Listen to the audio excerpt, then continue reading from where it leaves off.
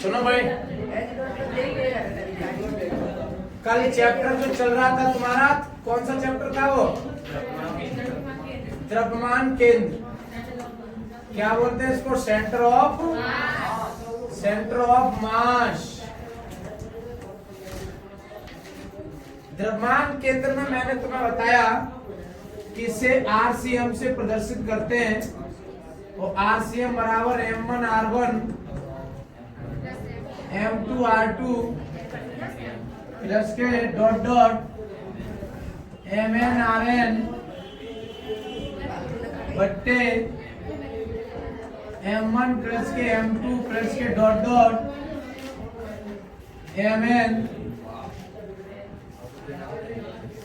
ये इसका क्या होता है? ये तुम्हारा द्रव्यमान केंद्र होता है जब कोई निकाय n कणों से मिलकर के बना होता है। इतनी बात मैंने तुम्हें बता दी है ना। दूसरी बात ये है कि किसी भी निकाय में उपस्थित कण होते हैं जो वो गति करते हैं, तो एक वेग से गति करते हैं, तब उसका निकलता है वेग का द्रव्यमान केंद्र।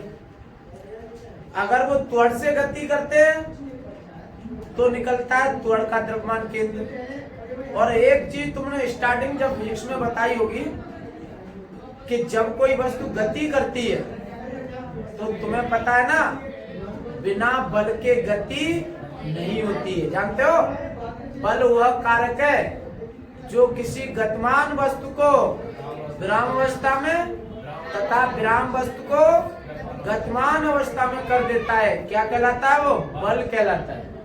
अब यहां से आपने निकाला, तो कल तुमने वेग की कंडीशन निकाली थी। किसकी? वेग का द्रव्यमान केंद्र निकाला था कि नहीं? तो वेग का द्रव्यमान केंद्र निकाला था तुमने BCM।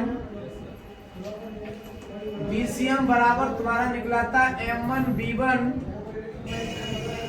M2V2 M3V3 MnBn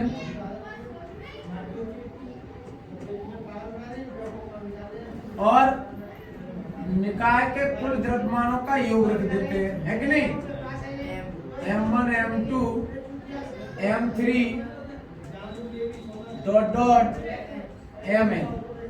ये वेग का क्या बनाता है? ये निकाय में जो उपस्थित कण होते हैं उनके वेग का ये द्रव्यमान केंद्र बन के तैयार हो जाता है। इससे पहले तुमने एक कंडीशन और लिखी होगी, यहाँ ये लिखा होगा MBCM बराबर M1V1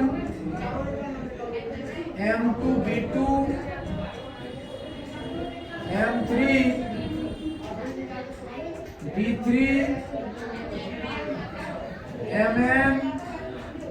MnBn। और इसको आपने क्या किया होगा? यहाँ पे एक समीकरण 1 दिया होगा। बोलो, दिया है कि नहीं? जब समीकरण 1 दिया है तब आपने निकाय का वेग का द्रव्यमान केंद्र निकाला। ये वेग का द्रव्यमान केंद्र निकला है, तब समीकरण 1 का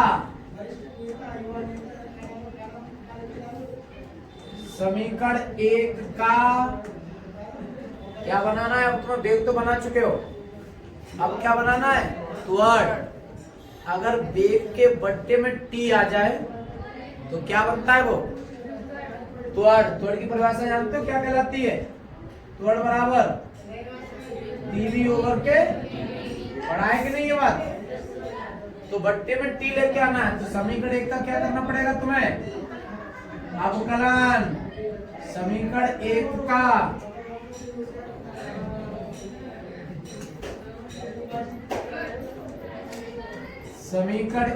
का T के सापेक्ष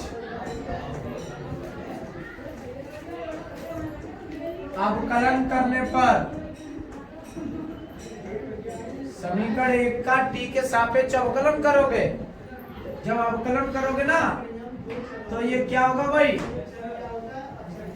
m वैसे का वैसा, ये होगा dVcm बट्टे में dt बराबर m1 dV1 बट्टे में dt m2 dV2 बट्टे में dt m3 dV3 बट्टे में प्लस के डॉट डॉट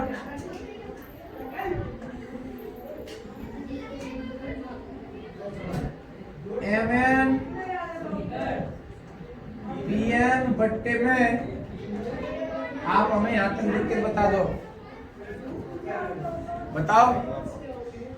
त्वड़ की परिभाषा तुमने पढ़ी है, त्वड़ बराबर क्या होता है, त्वड़ बराबर होता है, त्वड़ बराबर वेग बट्टे समय, त्वड़ बराबर वेग बट्टे समय होता है। आप ये उठा करके a बराबर dv ओवर के dt वाली कंडीशन यहां लागू करोगे तो ये बन के तैयार होगा m, ये a बनेगा, इसका नाम पड़ेगा ACM। ये क्या होगा, ये m1 A1 m2 A2 m3 A3 plus के डॉट डॉट mn an। ये क्या बन के तैयार हो गया, ये तुम्हारा त्वड़ बन के तैयार हो गया। यहाँ तक बात समझ में आई? तो चलो इसका नोट करिए।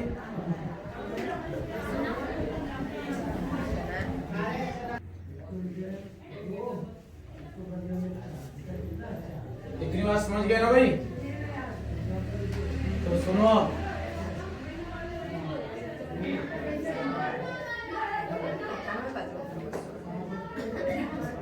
अब ये वाली m कहाँ जाएगी, ये वाली m जाएगी बट्टे में, और ये m क्या है, ये m क्या कहलाती है, समस्त पिंड का द्रव्यमान। और समस्त पिंड का द्रव्यमान हम पिंड में उपस्थित कणों के द्रव्यमान से भी निकाल सकते हैं। यानी ये निकाल सकते हो आप ACM बराबर m1 A1 m2 A2 m3 A3 plus के डॉट डॉट mn an बट्टे m1 m2 m3 प्लस के डॉट डॉट mn। इसको इतना नोट कर दीजिए।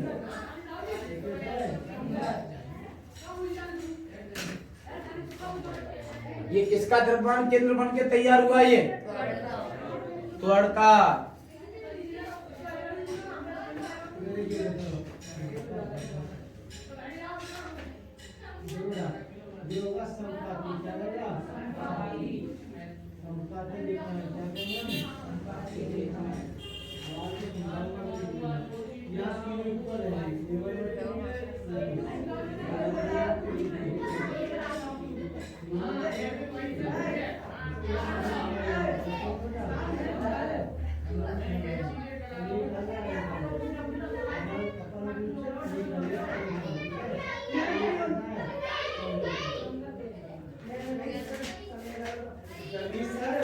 हो गया?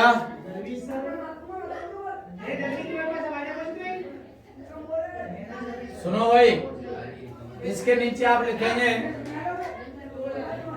इस सूत्र की सहायता से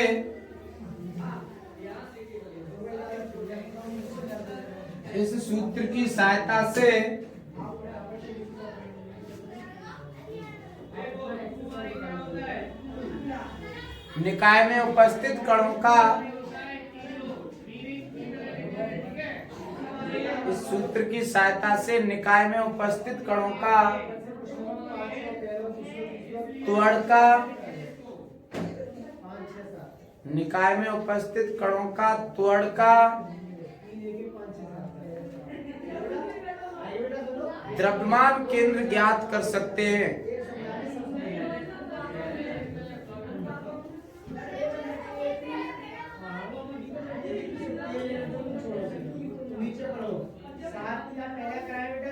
कणों के निकाय के त्वरण का द्रव्यमान केंद्र ज्ञात कर सकते हैं। नई लाइन से देखो फिर ये लिखना है जो ज्ञात कर सकते हैं, उसके बाद फिर ये लिखो ये वाली लाइन ही।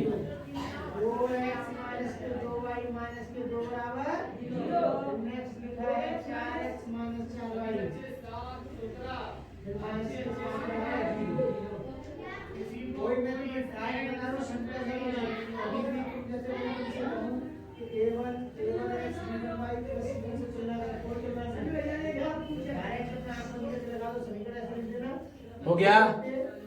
तो सुनो, तुम जानते हो बल बराबर क्या होता है भाई? बल बराबर द्रव्यमान इंटू में त्वरण।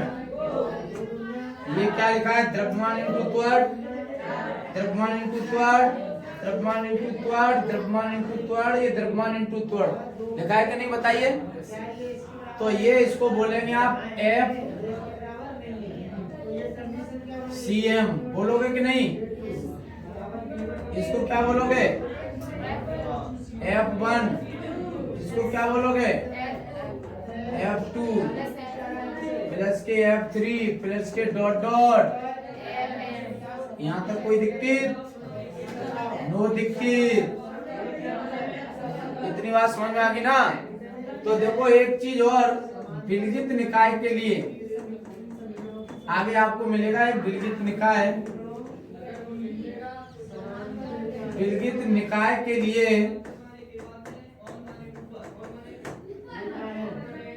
बलों का परिणामी शून्य होता है।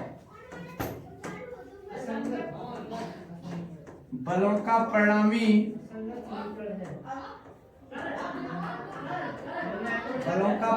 शून्य होता है, अर्थात F1, F2, F3 जितने भी कण होते हैं सबके बलों को इकट्ठा करोगे ना, और इकट्ठा करके जब आप देखोगे तो परिणामी कितना आना है? इनका 0 आना है। पहले कण का बल, दूसरे कण, तीसरे जितने भी कण हैं सभी के बलों को जोड़ लोगे तो इनकी वैल्यू कितनी आएगी भाई? 0। अब ये वैल्यू उठा करके इसके स्थान पे यहाँ लगाओगे तो तुम्हें नई कंडीशन आकर के प्राप्त होगी एफ सी एम बराबर 0। लो भाई, इतनी बात समझ में आ गई? तो ये सवाल को, इस सूत्र को नोट कीजिए।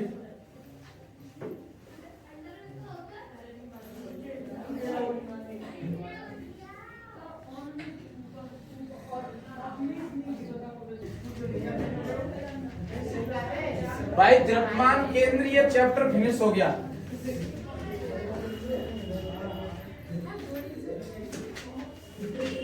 अध्याय समाप्त।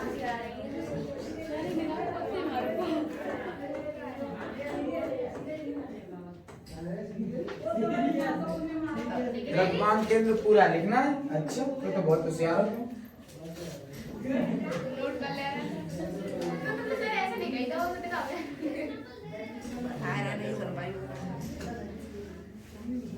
न्यूमेरिकल बोलोगे? द्रव्यमान केंद्र के भाई आंकिक प्रश्न।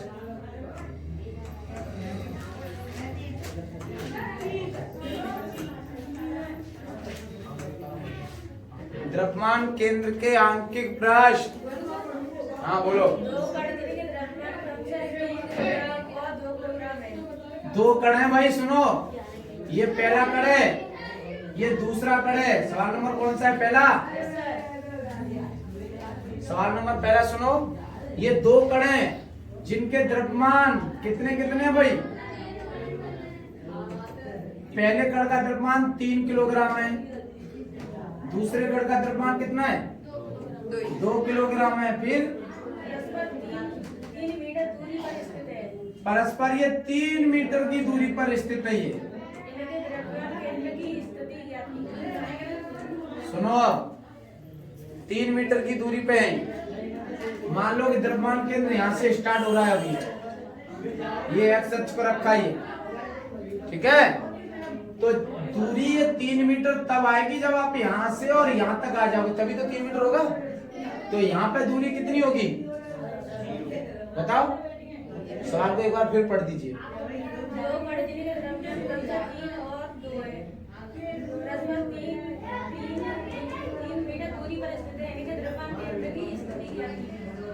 परस्पर 3 मीटर की स्थिति पे R1 का मान 0 और R2 का मान 3 है। अच्छा, अब एक चीज बताओ, ये जो निकाय तुम्हें दिखाई दे रहा है कितने कणों से मिलकर बना है? 2 कणों से मिलकर बना है। जब 2 कणों से मिलकर के बना है तो 2 कणों के निकाय का आप द्रव्यमान केंद्र जानते हो। हाँ खुशीराम, क्या होता है? हाँ M1 R1 plus M2 R2 M1 plus के M2, सही है ना। अब तुम्हें M1 का मान दे रहा है, M2 का मान दे रहा है, R1 का मान दे रहा है, R2 का मान दे रहा है। आप यहाँ से इनको वैल्यू रखोगे तो M1 का मान 3 किलो है, R1 का मान 0 है, M2 का मान 2 किलो है, R2 का मान 3 है, और ये होगा 3 प्लस के 2, ये 0 हो जाएगा। 3 दूनी 6 बट्टे में 5, 5 का भाग दोगे आंसर होगा 1.2 मीटर। कितना रहा? सवाल समझ में आ गया? तो इसको नोट कीजिए।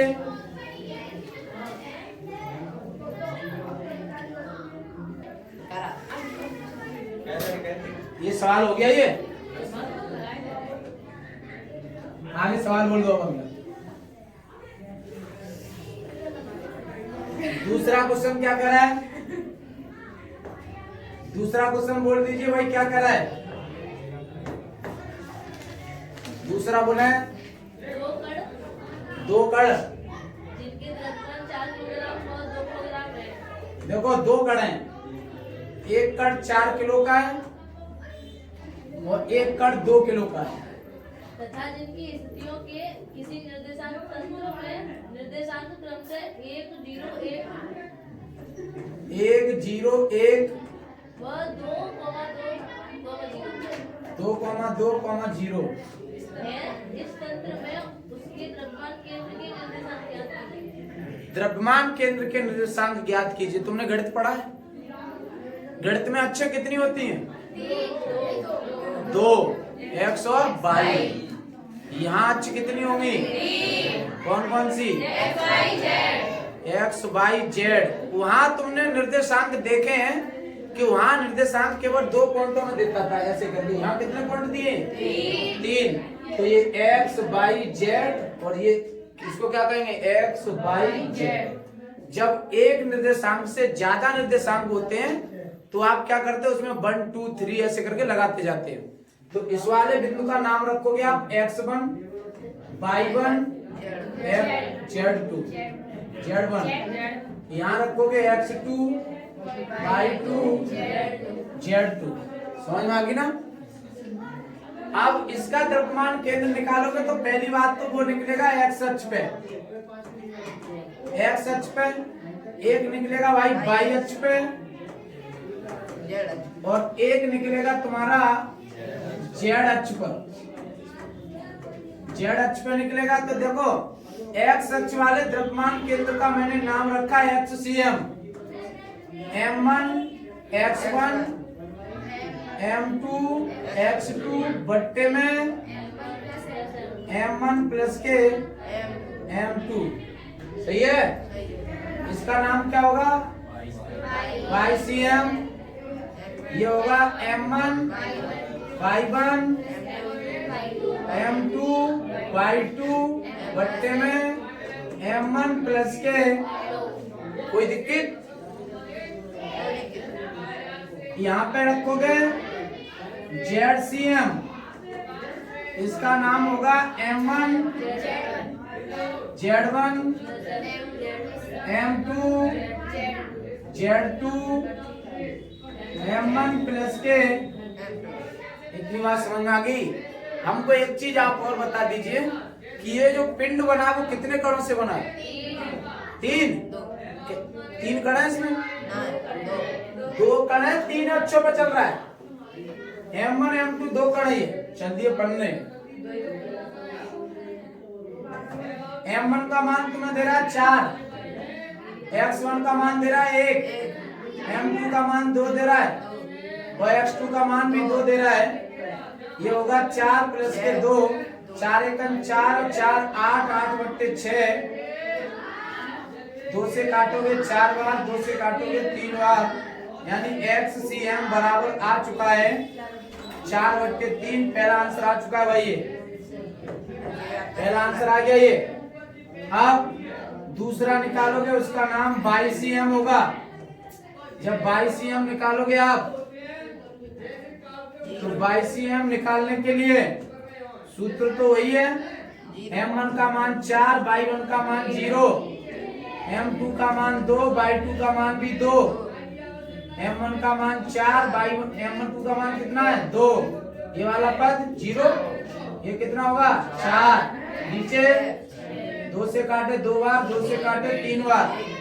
22cm बराबर कितना आ गया? ये 2/3। बोलो इतनी वैल्यू समझ में आई? ये इतना हो गया। अब आ जाओ आप Z पे। ZCM M1 का मान 4, Z1 का मान 1, M2 का मान 2 और Z2 का मान 0। M1 का मान 4 प्लस 2, यानी ये हो गया 4/6। ये वाला पद 0 हो जाएगा। 4 एकम 4, 2 से काटा 2 बार, 2 से काटा ये 3 बार। ZCM की वैल्यू तुम्हारी आ रही है 2/3। अब सुनो, निर्देशांक कितने दिए थे उसके? 3। तो द्रव्यमान केंद्र के जब आप निर्देशांक निकालोगे तो द्रव्यमान केंद्र के निर्देशांक 3 ही रखने। कैसे करके रखोगे आप? X, Y, Z इस रूप में रखोगे तो पहले वाले का आंसर कितना है? ये 4/3। और दूसरे वाले का कितना है? ये 2/3 और ये 2/3। ये आपका आंसर होगा। बोलो सवाल समझ में आया कि नहीं आया? ये तो लाइक कर दो।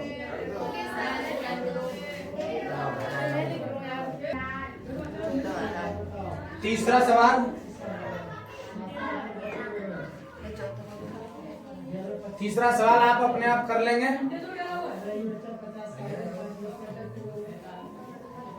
तो चौथा सवाल हमको बोल दीजिए, अगर नहीं आए तो तीसरा सवाल हम तुम्हें कल करा देंगे, ठीक है ना? कल वाली क्लास में हम तीसरा सवाल कराएंगे, तो आप चौथा सवाल बोल दीजिए। चलो बोल करण। अनुष्का सवाल बोल देना।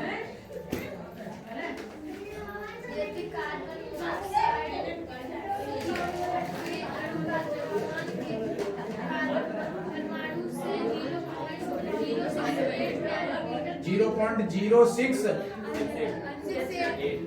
नैनो। 1 नैनो को हटाओगे 10 की पावर 9 आएंगे भाई माइनस में। हाँ सुनो, एक कार्बन है और एक तरफ तुम्हारे ऑक्सीजन है। सुनो, एक तरफ कार्बन है और एक तरफ तुम्हारा ऑक्सीजन है। अच्छा सवाल है ये। अगर पीरियड टेबल तुमने पढ़ी है तो आप हमको एक चीज बता दीजिए, कार्बन का परमाणु क्रमांक और परमाणु भार कितना होता है? कार्बन का परमाणु क्रमांक कितना होता है? 6, परमाणु भार 12। तो यानी जितना परमाणु भार होता है उतना उसका द्रव्यमान होता है। तो M1 का मान आ गया 12, ठीक है? यहाँ से यहाँ तक की तुम्हें दूरी निकाल के रखनी है, ये देनी है। ऑक्सीजन का परमाणु क्रमांक कितना होता है? 8। परमाणु भार कितना होता है? 16।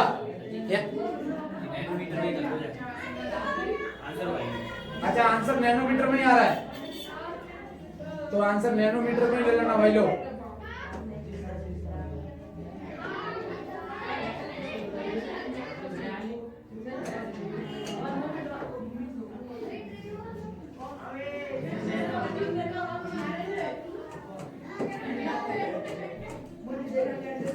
नैनोमीटर ये द्रव्यमान केंद्र है, उसका द्रव्यमान केंद्र को आप क्या बोलते हैं, आरसीएम।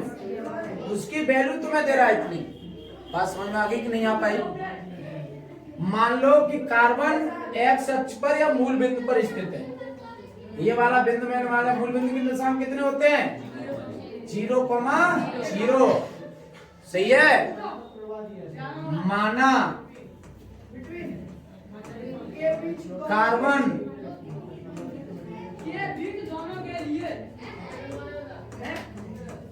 मूल बिंदु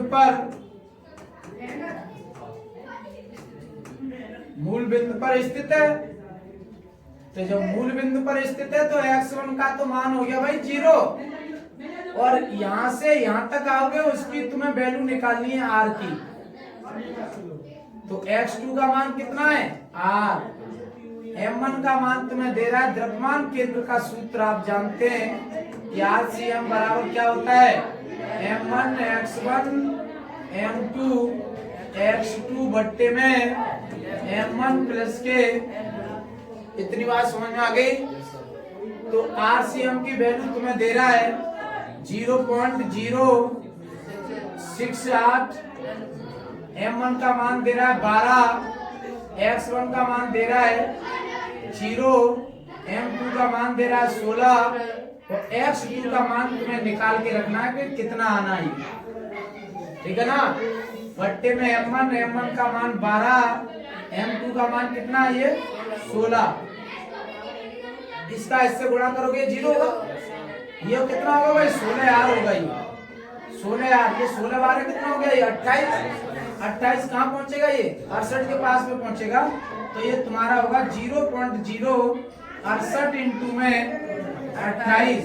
आप हमको यहाँ तक कोई दिक्कत बता दीजिए, किसी को कोई दिक्कत, इनका इनसे गुणा करोगे, कट रहा हो तो काट दीजिए, नहीं कट रहा हो तो नहीं, कैसी बात, गुणा कर लीजिए।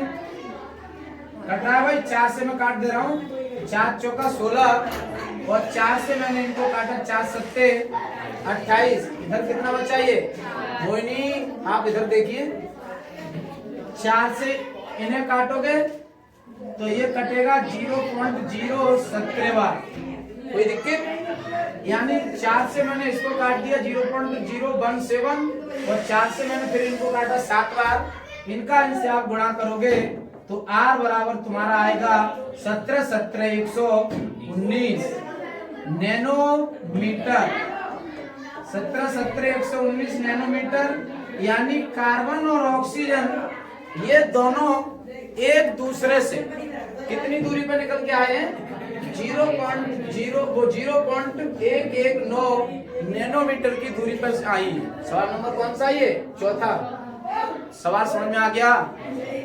तो चैनल को सब्सक्राइब करें, लाइक करें, शेयर करें। धन्यवाद।